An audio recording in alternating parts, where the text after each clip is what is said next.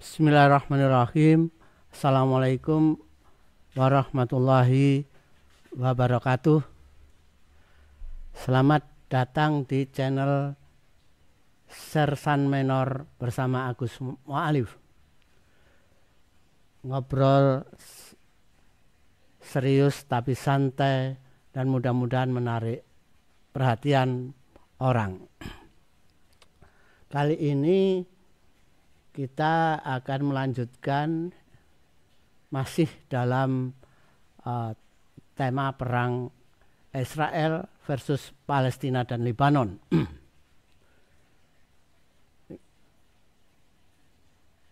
Saat ini saya akan mengambil tema Israel, benteng terakhir Amerika menghegemoni dunia, Iran membangun komitmen dengan negara teluk. Sejak bombardir Iran pada Israel pada awal Oktober beberapa waktu yang lalu, sekitar 3 minggu yang lalu, kemarin pagi, yaitu tanggal 26 Oktober 2024, hari Sabtu pagi, jam masih setengah 3 pagi, sudah terdapat kabar bahwa ada pernyataan pejabat Iran yang dikutip kantor berita Iran yaitu IRNA, bahwa ada serangan drone Israel atas fasilitas militer namun dapat digagalkan oleh sistem pertahanan Iran. Ledakan-ledakan di dekat Teheran adalah ledakan yang berasal dari tangkisan sistem pertahanan udara Iran mencegat drone Israel. Awalnya tidak dikabarkan tidak ada korban jiwa maupun kerusakan militer Iran atas serangan tersebut. Namun sore hari ada suatu kantor berita yang mengatakan dan menyebut nama ada 2 orang tentara Iran yang meninggal dunia atas serangan tersebut. Artinya meskipun serangan tersebut dapat ditangkis oleh Iran, tapi ada sedikit yang masuk ke serangan itu mengenai sasaran sehingga mengakibatkan 2 orang meninggal. Mungkin ada sedikit fasilitas militer atau infrastruktur militer yang terkena, tapi tidak berarti tidak berarti dan tidak mempengaruhi kinerja militer Iran. Atas serangan tersebut, kantor berita resmi Tasnim yang berafiliasi dengan Garda Revolusi Iran menyatakan bahwa Israel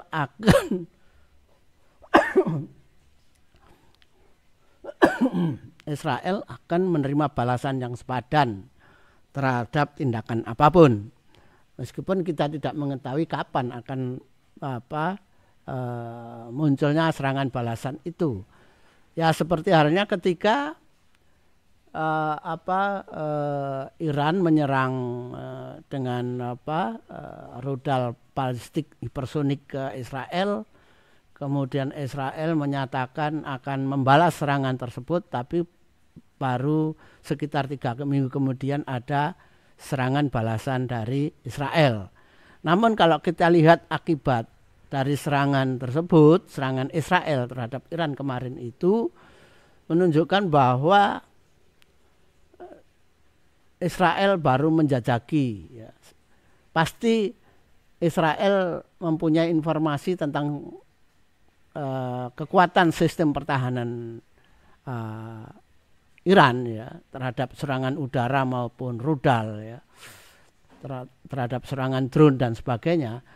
Namun sepertinya Israel menyerang kali ini masih dalam rangka pertama adalah menjajaki tentang informasi kekuatan sistem pertahanan Iran, dan kedua memberikan informasi kepada Iran, ya, kalau tidak disebut sebagai peringatan bahwa militer Israel, kemampuan militer Israel bisa menjangkau wilayah Iran. Saya kira itulah pesan dari serangan Israel terhadap Iran, yang terhadap fasilitas militer Iran di dekat Teheran. Lembaga penyiaran publik Israel Kan, yaitu Kan, menjelaskan ada keterlibatan puluhan jet tempur Israel atas operasi tersebut. Puluhan jet tempur. Serangan terhadap Iran 100% dilakukan Israel, tetapi masih ada kerjasama yang mendalam dengan AS. Setelah itu mereka menyatakan misi telah selesai. Jadi serangan kali ini 100% dirancang oleh Israel, ya. Namun ada konsultasi dengan Amerika dan ada keterlibatan dalam kerjasama dengan Amerika, meskipun Amerika tidak secara langsung terlibat dalam serangan tersebut. Itu yang Israel mengatakan bahwa ada kerjasama yang mendalam dengan AS, ya. Namun demikian Amerika juga menyatakan bahwa AS, ya, Amerika tidak terlibat dalam serangan tersebut. Artinya keputusan dalam menyerang tersebut murni keputusan Israel. Itu adalah pernyataan Amerika, ya. Namun Amerika juga menyatakan bahwa serangan Israel atas Iran adalah bentuk pertahanan diri yang sah. Itu adalah pernyataan AS. Dengan berita tersebut terdapat pertanyaan mana yang benar, ya. Serangan Israel berupa serangan drone ataukah pesawat tempur? Karena Iran mengatakan drone, tapi Israel mengatakan pesawat tempur. Namun demikian telah terkonfirmasi bahwa telah terjadi serangan Israel terhadap Iran pada fasilitas militer Iran di dekat Teheran. Namun dapat ditangkis Iran tanpa kerusakan yang berarti, meskipun terakhir ada 2 orang korban jiwa. Pertanyaannya adalah serangan Israel melalui langit negara mana? Ya, jadi kalau baik itu lewat drone atau pesawat, melalui langit negara mana? Itu pertanyaan yang pertama kali, ya.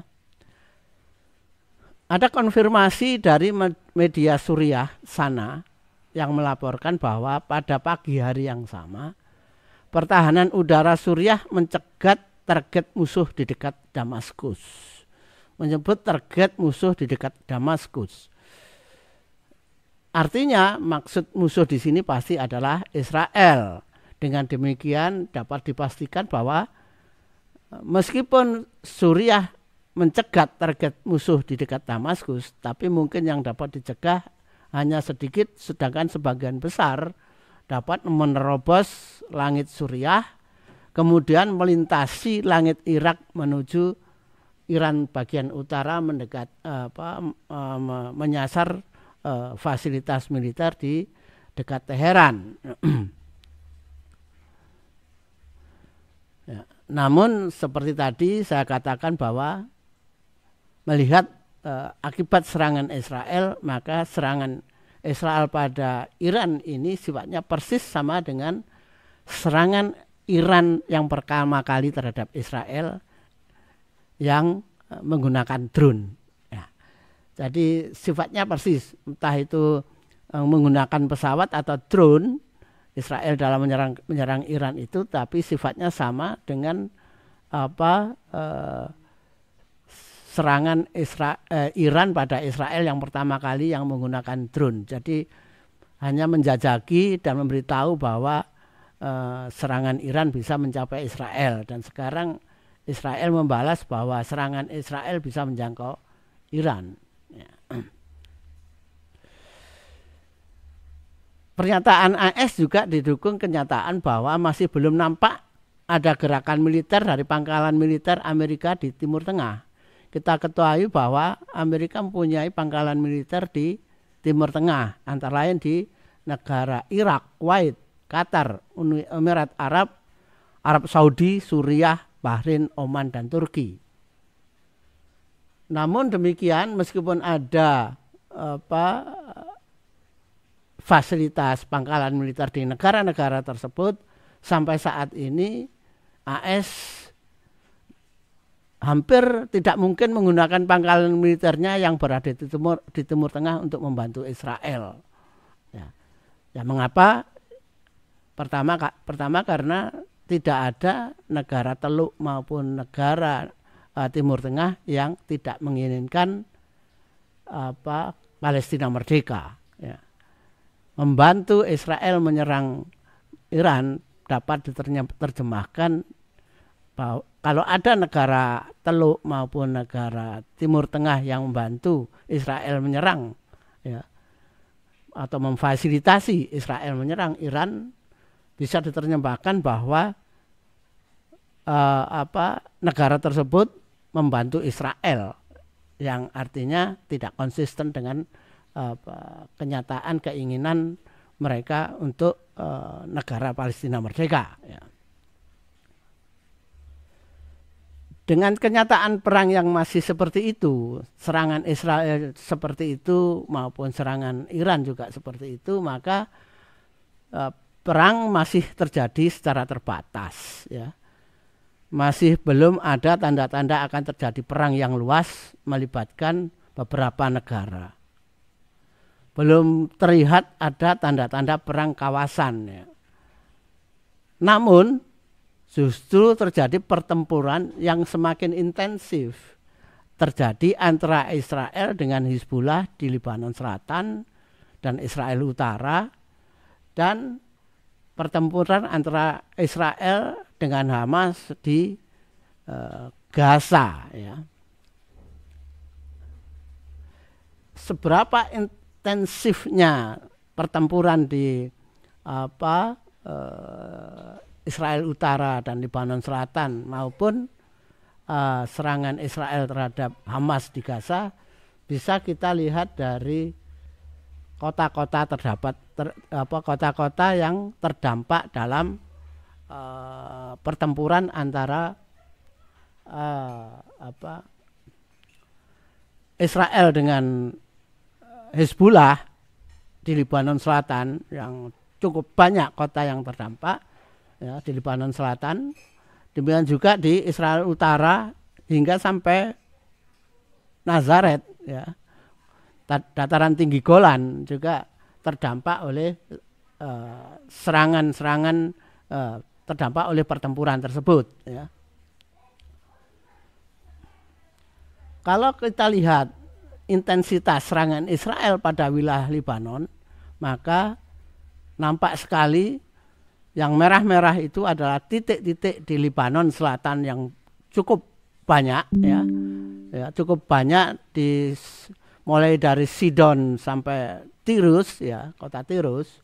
Kemudian ada sedikit di Beirut, ya, di Beirut Selatan, ya, dan wilayah utaranya Beirut, termasuk di wilayah timur Lebanon seperti di Baalbek, ya, BKA dan BKA, ya. Ini adalah titik-titik yang menunjukkan di mana sasaran serangan militer Israel terhadap negeri Lebanon. Ya. Boleh dikatakan seluruh wilayah Lebanon dapat dijangkau dengan mudah oleh persenjataan militer Israel. Ya. Dia dari titik-titik tersebut, ya, meskipun konsentrasi serangan adalah di selatan kota Sidon dan di kota Tirus. Ya. Kemudian kalau kita lihat intensitas serangan Lebanon di wilayah Israel Utara, menunjukkan bahwa serangan yang mempunyai intensitas cukup tinggi berada di kota-kota dekat perbatasan Lebanon dengan Israel, ya, jadi di wilayah utara. Namun demikian juga ada titik-titik serangan yang cukup jauh, ya, yang itu menunjukkan bahwa serangan itu bahkan sampai bisa menembus kota Nazaret ya, kota Nazaret, kemudian juga di dataran tinggi Golan yang dikuasai oleh Israel ya. Jadi malah di situ intensitas serangan pada dataran tinggi Golan juga cukup tinggi ya. Ini adalah serangan Lebanon pada wilayah Israel. Artinya senjata-senjata rudal Lebanon juga bisa menyasar pada wilayah yang cukup jauh di Israel, bahkan sampai pada pelabuhan Haifa ya. Bisa sampai ke sana ya. Namun hal itu belum dilakukan oleh Lebanon ya. Lebanon baru konsentrasi pada serangan di kota-kota di wilayah utara. Bahkan Lebanon dalam serangannya juga bisa menunjukkan mampu menyerang wilayah yang cukup jauh di mana terletak Bendara Ben Gurion ya. Nah, sejauh seberapa perbandingan serangan antara Lebanon dengan Lebanon Selatan, yaitu Hizbullah dengan Israel. Yang titik-titik abu-abu, baik yang padat maupun yang agak renggang, itu adalah serangan Israel pada wilayah Lebanon Selatan, sedangkan yang coklat, ya, yang coklat itu titik-titik coklat itu adalah serangan Lebanon pada wilayah Israel. Ya. Dari angkanya nampak cukup cukup besar perbandingan ya. Ini paling tidak sampai pertengahan bulan Oktober ini, perbandingan serangan Israel ke Lebanon dibanding serangan Hizbullah ke wilayah Israel cukup jauh perbedaannya ya.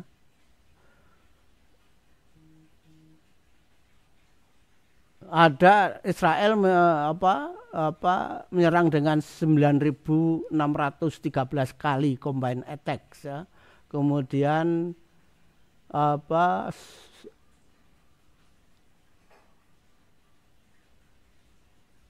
ada dibanding dengan 1.768 serangan Hizbullah pada Israel ya. Jadi cukup jauh perbandingannya ya, perbandingan serangan itu. Namun angka itu tidak menunjukkan pada meskipun ada banyak serangan seperti itu, tidak menunjukkan sejauh mana efek serangan dari kedua negara. Maksudnya adalah apakah serangan tersebut signifikan untuk mengurangi kekuatan militer atau bahkan mengurangi daya tempur dari kedua negara. Sama sekali tidak menggambarkan itu. Bahkan tidak menggambarkan apakah ketahanan rakyat kedua negara terhadap perang itu sejauh mana ya. Apakah rakyat Israel cukup tahan dengan serangan Lebanon ya, serangan Hizbullah meskipun jumlahnya lebih sedikit, ataukah justru rakyat Lebanon lebih tahan terhadap serangan Amerika ya, yang jumlahnya jauh lebih besar daripada serangan Hizbullah kepada Israel. Kita ketahui bahwa ada berita puluhan ribu orang-orang muda Israel yang berumur antara 20-30 tahun ke atas itu berbondong-bondong pergi dari negerinya, banyak ke Jerman, ke Portugal dan Polandia dan negeri-negeri lainnya ya. Mereka merasa tidak aman ya, merasa tidak aman atas perang tersebut.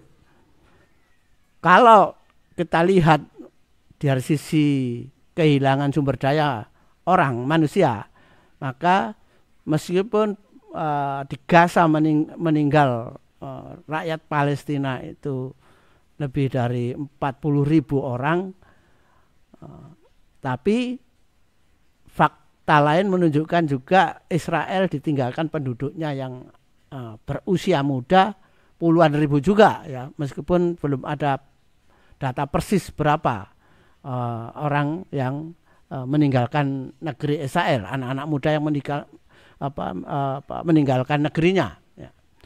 Artinya dari segi kehilangan, sama-sama kehilangan, ya, meskipun yang di Gaza meninggal, kemudian yang di Israel itu juga hilang, meskipun hilang dari negerinya, tapi pindah tempat di negara lain, ya, yang artinya tidak mempunyai fungsi. Bahkan kalau semakin lama perang ini terjadi, maka sangat mungkin semakin banyak penduduk Israel yang pindah ke negeri Eropa, yang pada gilirannya akan mempengaruhi secara signifikan roda ekonomi Israel, dan Israel akhirnya juga akan mengandalkan bantuan untuk kehidupan, untuk perekonomian negerinya, ya, mengandalkan bantuan negara lain. Artinya dari sisi dampak serangan militer, yang meskipun Israel lebih banyak menyerang, jauh lebih banyak menyerang pada Lebanon, tetapi faktanya dampak militer dari serangan Hizbullah yang jauh lebih sedikit itu justru menimbulkan arus anak-anak muda Israel pergi dari negerinya. Ya. Dari sini kita bisa membedakan mental rakyat Israel dengan rakyat Lebanon, ya, maupun rakyat Gaza. Ya. Kalau rakyat Gaza tidak ada pilihan, ya, tetap berada di negerinya. Ya. Tapi kalau rakyat Lebanon tidak ada laporan bahwa rakyat Lebanon pergi dari negerinya. Mereka meskipun mengungsi, tapi tetap bertahan di negerinya. Ya. Namun kalau Israel malah pergi dari negerinya.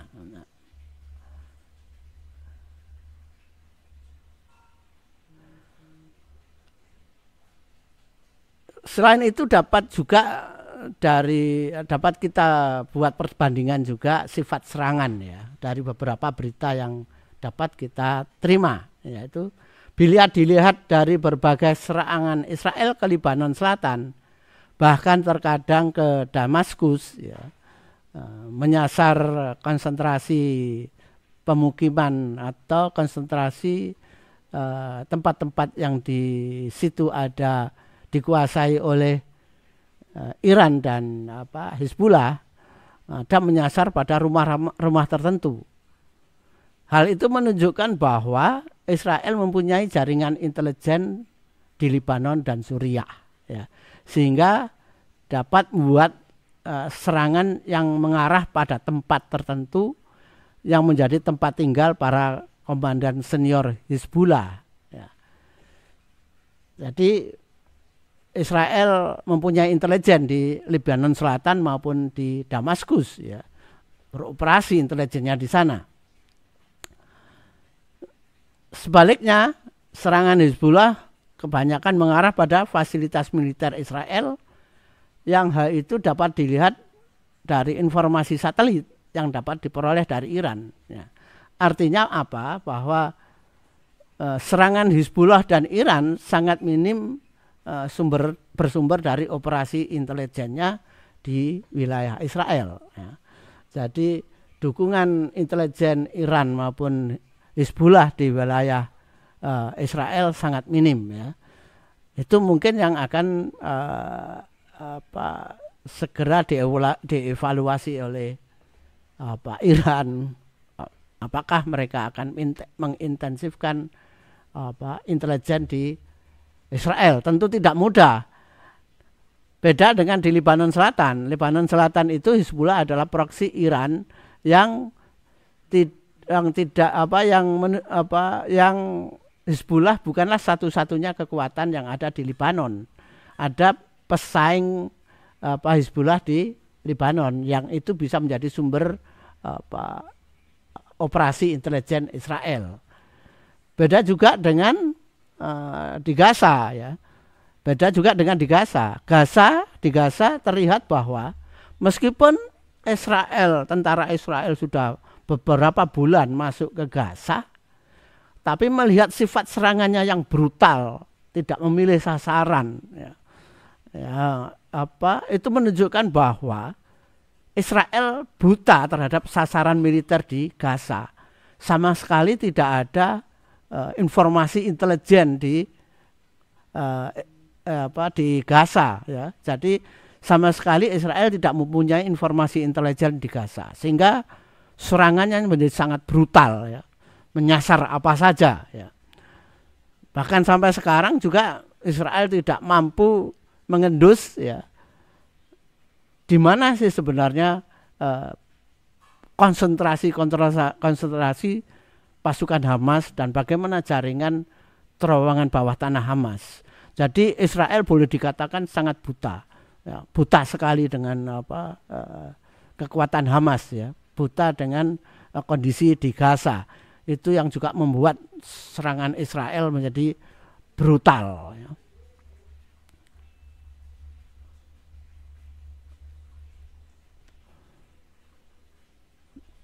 Israel juga semakin intensif membuat propaganda yang banyak beredar di Indonesia, ya. Propaganda Israel, ya, hoax dari negeri Israel yang masuk ke Indonesia, dan itu dimanfaatkan orang-orang yang benci pada negara Teluk, ya, itu memanfaatkan propaganda atau hoax dari Israel itu untuk menyudutkan negara-negara tertentu di Teluk, ya. Jadi banyak juga orang yang termakan oleh propagandanya Israel, ya. Di Indonesia ini banyak orang yang termakan oleh propagandanya Israel. Ada video Netanyahu yang ngomong sama seolah-olah pejabat negara Teluk, ya, tapi akan lucu. Masa ada omongan pembicaraan lewat telepon seperti itu dengan pejabat tinggi negara terus kemudian disebarluaskan, ya. Jadi bisa marah itu pejabat dari negara Teluk tersebut. Jadi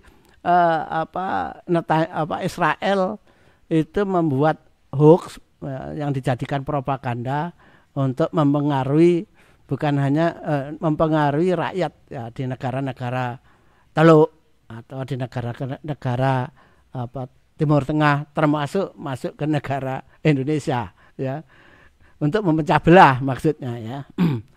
Tapi kan itu tidak berpengaruh terhadap keputusan negara, ya. Hoax propaganda itu tidak sama sekali tidak berpengaruh kepada keputusan negara Teluk maupun negara Timur Tengah, ya. Yang justru perlu diamati adalah usai bombardir Iran pada Israel, ya. Apa yang dilakukan Iran setelah bombardir itu? Terdapat aktivitas diplomasi yang sangat penting, ya. Yang pertama adalah ada pertemuan antara Menlu Yordan Ayman Safadi dan Menlu Mesir Badar Abdelati itu tanggal 8 sampai antara tanggal 8 sampai 10 di Kairo, ya.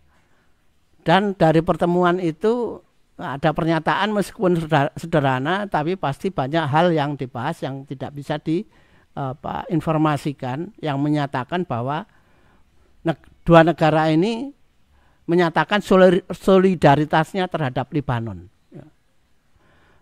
Menyatakan solidaritasnya terhadap Lebanon, mengutuk serangan brutal Israel di Gaza dan Lebanon, mengecam suku Barat Israel, mengecam sekutu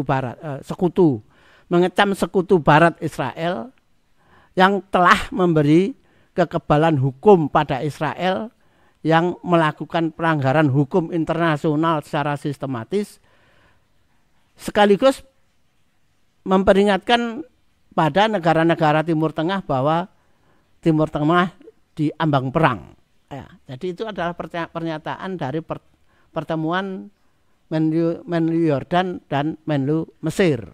Artinya dua negara ini juga sudah bersiap untuk perang. Tentu bukan perang untuk melihat pernyataannya, perangnya bukan untuk membantu Israel. Ya. Baik Mesir maupun Yordan tidak akan membantu Israel, tapi justru akan menyerang Israel dengan pernyataan itu. Ya. Jika peperangannya meluas. Ya.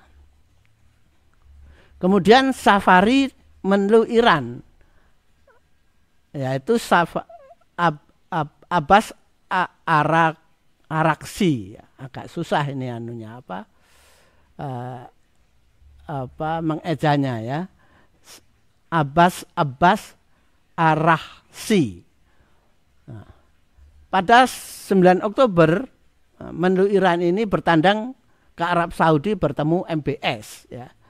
Putra mahkota yang sangat mungkin akan menggantikan bapaknya untuk menjadi Raja Arab Saudi. Mereka berdua menyatakan kepuasannya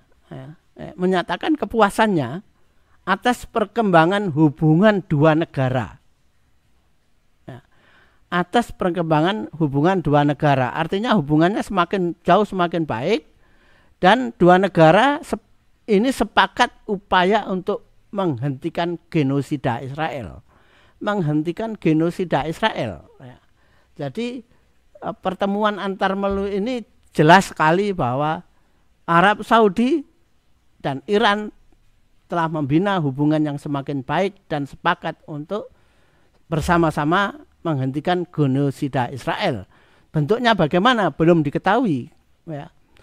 Karena apa? Karena perang masih terbatas ya, antara Hizbullah dengan Israel dan Hamas dengan Israel. Masih terbatas di situ. Setahun lebih perang, tapi masih terbatas pada Hizbullah melawan Israel dan Hamas melawan Israel. Keterlibatan Iran dalam perang juga masih sangat sporadis ya. Dalam setahun ini baru 2 kali serangan. Israel menyerang Iran baru sekali kemarin itu ya, Sabtu kemarin itu. Jadi masih sangat terbatas sekali keterlibatan Israel dan Iran dalam perang. Perang intensifnya masih sangat terbatas ya. Itu menunjukkan bahwa keseimbangan kekuatan militer antara Israel dengan Lebanon dan Hamas juga dipandang oleh negara-negara yang bertikai tersebut masih dalam keadaan seimbang. Belum ada yang bisa secara signifikan dapat mengalahkan ya. Israel meskipun sudah hampir setahun masuk Gaza, tapi tidak bisa menaklukkan Hamas. Israel menyerang Lebanon dan Lebanon menyerang Israel, saling lempar rudal, saling lempar drone ya. Jadi masih meskipun dengan intensitas berbeda, tapi masih bisa dikatakan dalam pertempuran yang seimbang. Dari pertemuan antara menlu Iran dan Arab Saudi langsung mengambil aksi kirim bantuan untuk pengungsi Lebanon yang jumlahnya lebih dari 1 juta lebih. Jadi intinya Arab Saudi telah menunjukkan itikadnya untuk bersama-sama Israel, jadi Arab Saudi bersama-sama Iran untuk menghentikan genosida Israel ya.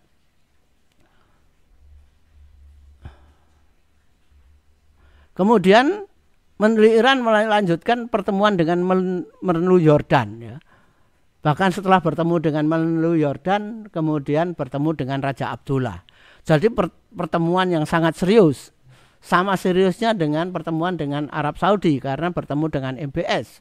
Yang boleh dikatakan MBS adalah apa kata MBS adalah apa kata Raja Arab Saudi ya. Apa kata MBS adalah apa kata Raja Salman. Ya. Jadi dengan Yordan demikian juga karena menlu Iran dapat bertemu dengan Raja Abdullah. Ya. Setelah itu berlanjut ke kunjungannya ke Suriah, Lebanon, dan Qatar. Pertemuan-pertemuan ini pada intinya untuk membangun solidaritas negara-negara tersebut untuk meningkatkan tekanan pada Israel agar menghentikan mesin pembunuhnya. Tentu Israel tidak semudah itu untuk menghentikan mesin pembunuhnya dan bersedia untuk datang ke meja perundingan ya. Masih jauh, bahkan belum ada tanda-tandanya untuk Israel mau datang ke meja perundingan. Artinya apa? Iran sedang membangun komitmen ya. Iran sedang membangun komitmen dengan negara-negara Teluk ya, dengan negara, terutama pada negara-negara Teluk ya. Juga ada percakapan antara Presiden Iran Masoud Pezeshkian dan Sultan Oman Haitham bin Tariq Al Said ya. Hasil dari percakapan dua kepala negara itu, mereka mendesak segera persatuan lebih besar dari negara Muslim ya, untuk menekan negeri pendukung Zionis. Artinya negara-negara Teluk ini sudah sampai pada taraf menyatukan visi untuk menekan Israel agar menghentikan aksi militernya di Gaza maupun di Lebanon Selatan. Bagaimana bentuk aksinya bergantung pada bergantung pada strategi Israel dalam perangnya. Ya.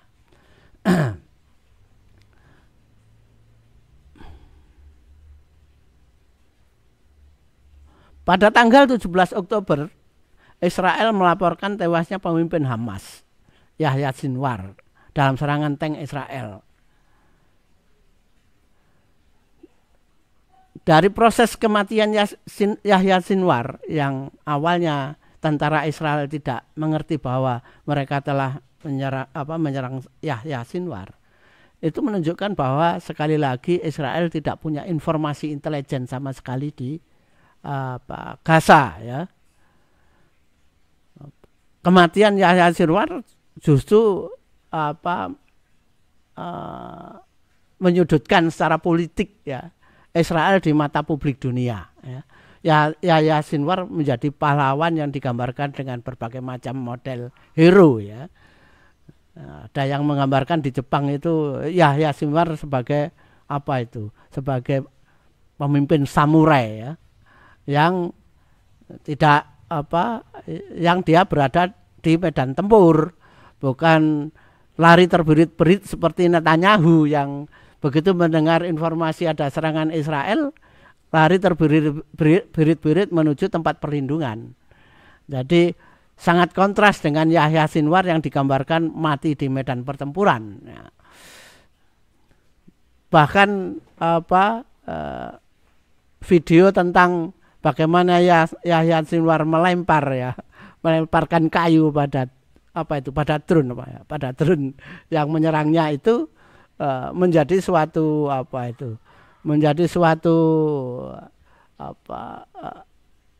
berbagai macam bentuk TikTok ya, yang menunjukkan bahwa Israel menjadi bahan tertawaan dalam peperangan itu ya. Selain bahan tertawaan juga mereka mengecam Israel ya.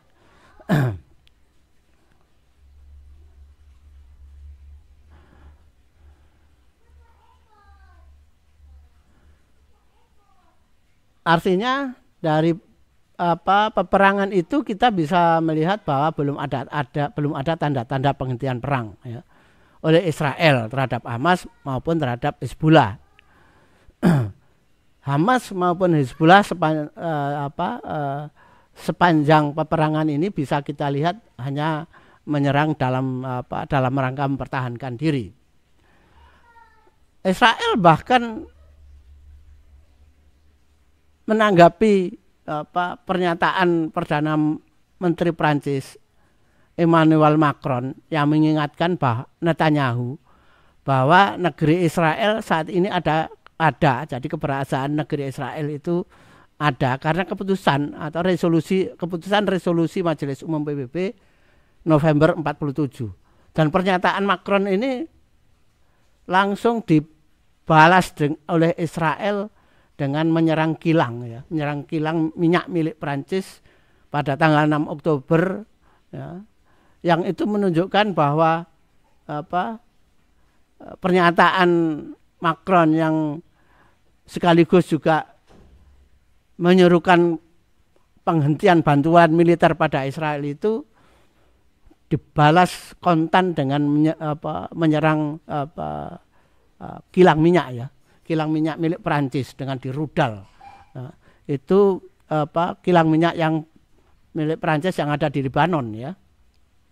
Artinya Israel meskipun ada pernyataan Prancis seperti itu sama sekali menunjukkan bahwa meskipun Prancis tidak membantu, Israel dengan persenjataan yang ada sekarang sanggup untuk perang. Begitu mungkin kira-kira, ya. Sehingga meskipun Prancis pergi dari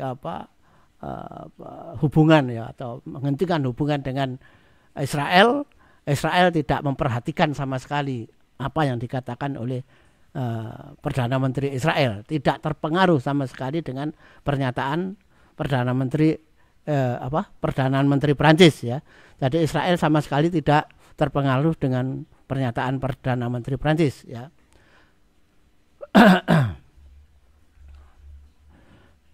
Itu adalah menunjukkan tekad Israel yang kuat dalam perang dengan Lebanon, Iran, dan Hamas, ya. Dari kenyataan bahwa Israel berani menyerang kilang minyak milik Perancis, itu menunjukkan bahwa masih jauh ada tanda-tanda perdamaian di wilayah perang tersebut, ya. Masih sangat jauh. Israel masih sangat sangat percaya diri untuk tetap menyerang, ya, Lebanon maupun menyerang Hamas. Mengapa demikian? Ya. Mengapa Israel masih demikian? Ya, karena Amerika, ya, dukungan Amerika. Bagi Amerika, saya memandang bahwa Israel itu adalah benteng terakhir, ya, untuk melanggengkan usaha hegemoninya terhadap dunia. Ya. Meskipun ada fakta NATO sudah kalah, ya. NATO dan Amerika kalah perang di Ukraina, ya. Kalah perang dengan Rusia, ya. Dan di Laut Merah mereka juga dikalahkan oleh Iran dan Yaman, Houthi dalam hal ini Houthi. Sedang di Laut Pasifik Cina semakin menunjukkan peningkatkan kehadiran kekuatan militernya yang mengancam dominasi Amerika. Ya. Namun benteng terakhir Barat dan Amerika adalah Israel. Jika Israel dapat ditumbangkan, maka selanjutnya pengaruh Amerika dan Barat akan semakin jatuh. Itulah saya kira pandangan umum di Amerika, ya, terutama para politisi Amerika. Sehingga Israel adalah pertaruhan bagi Amerika, ya. Israel adalah benteng terakhir Amerika. Nah, secara ekonomi saat ini penggunaan US dollar dalam transaksi perdagangan dunia mulai terancam oleh BRICS, ya. Anggota BRICS semakin berkembang, mencakup 23% PDB dunia dan 42% populasi dunia. Ke depan, bila telah terbentuk formula yang tepat dalam transaksi perdagangan antar anggota BRICS, maka kekuatan tersebut akan menggerus dominasi US dollar secara signifikan. Jadi dari situ kita bisa melihat bahwa Israel adalah benteng terakhir untuk terutama untuk Amerika untuk mempertahankan hegemoninya di dunia, ya. Nah, mengapa juga Israel tetap mengotot untuk melakukan perang? Ya, saya kira mereka sedang menunggu mandat baru dari pemilu Amerika, ya, dari Pilpres Amerika. Setelah Pilpres, maka mandat baru selama 4 tahun akan dipegang oleh Presiden Amerika. Kita ketahui bahwa dari dulu sampai saat ini siapapun presiden dari mana, apapun partainya, baik itu Partai Demokrat atau Partai Republik, politik luar negeri Amerika di Timur Tengah tetap sama, yaitu menggunakan Israel sebagai ujung tombak, ujung tombak untuk mengendalikan wilayah Timur Tengah. Dengan 4 tahun jabatan presiden Amerika yang akan datang, maka suara publik Amerika meskipun keras mengutuk Israel, tidak akan mengganggu politik luar negeri Amerika. Artinya apa? Israel menunggu pilpres, yang hal itu bisa berarti serangan Israel dapat meningkat lagi setelah pilpres Amerika. Apa sasarannya dalam peningkatan serangan Israel setelah pilpres Amerika? Yaitu demilitarisasi di Lebanon Selatan, menghancurkan Hizbullah, seperti halnya mereka mempunyai target menghancurkan Hamas di Gaza. Artinya peperangan di Lebanon Selatan bisa sangat signifikan meningkatnya.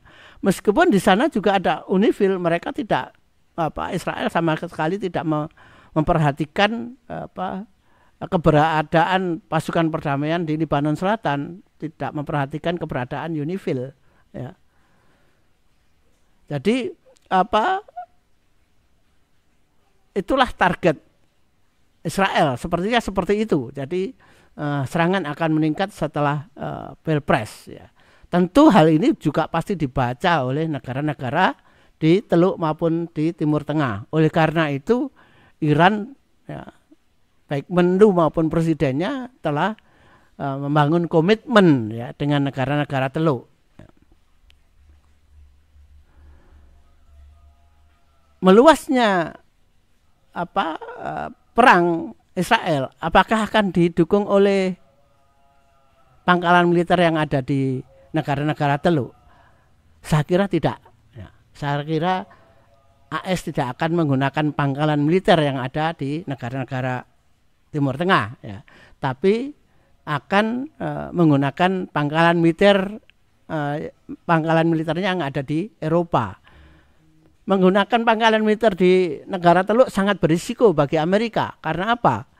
Penduduk di negara Timur Tengah bisa menyerbu pangkalan militer, bersumber pangkalan militer, dan sangat mungkin tidak akan dihalang-halangi oleh negara-negara di Timur Tengah, karena mereka sudah berkomitmen dengan Iran untuk menghentikan genosida Israel.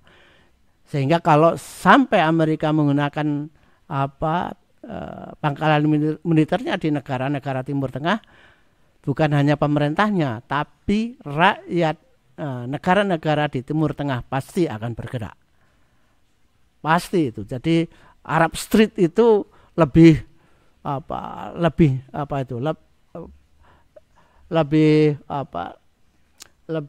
dalam Arab Street itu sikapnya lebih radikal dibanding pemerintah negara di Timur Tengah maupun negara Teluk.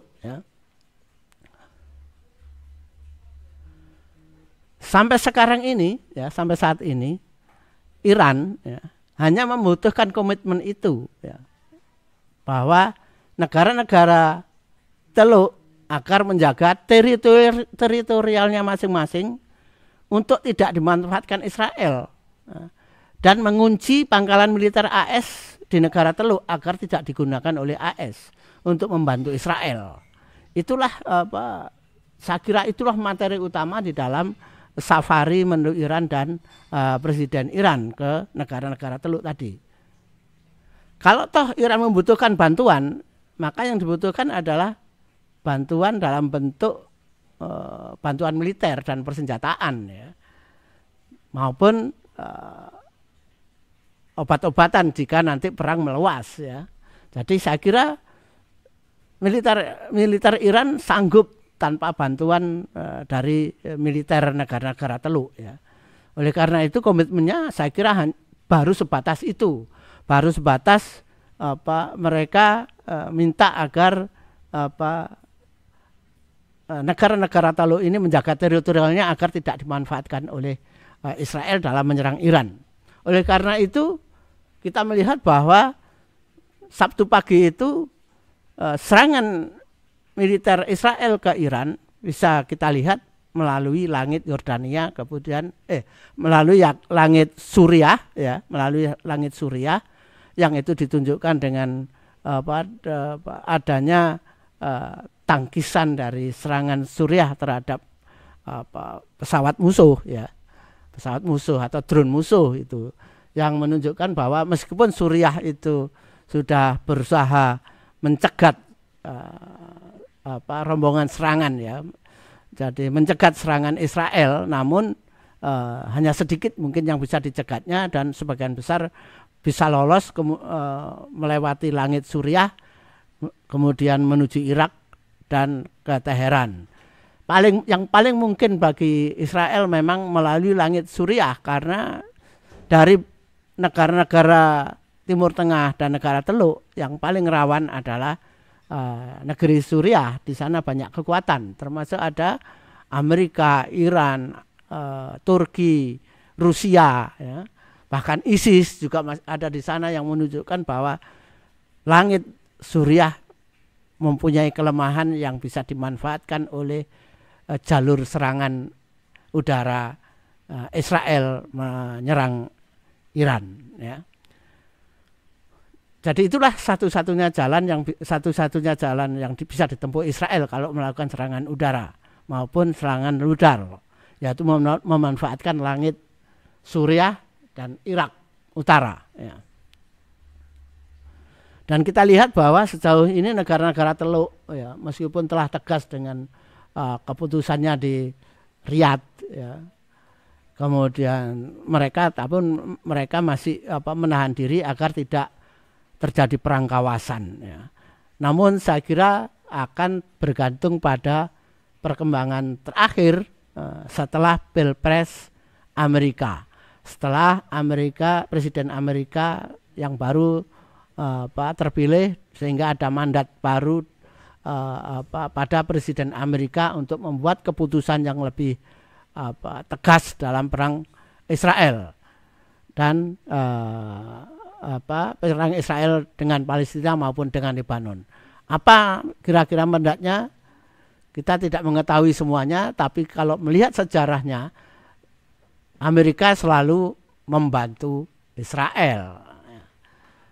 Kalau itu yang memang akan terjadi, maka dunia harus siap-siap melihat fakta bahwa perang akan semakin besar, ya, setelah Pilpres Amerika. Mudah-mudahan itu tidak terjadi, namun sangat mungkin itu terjadi, ya.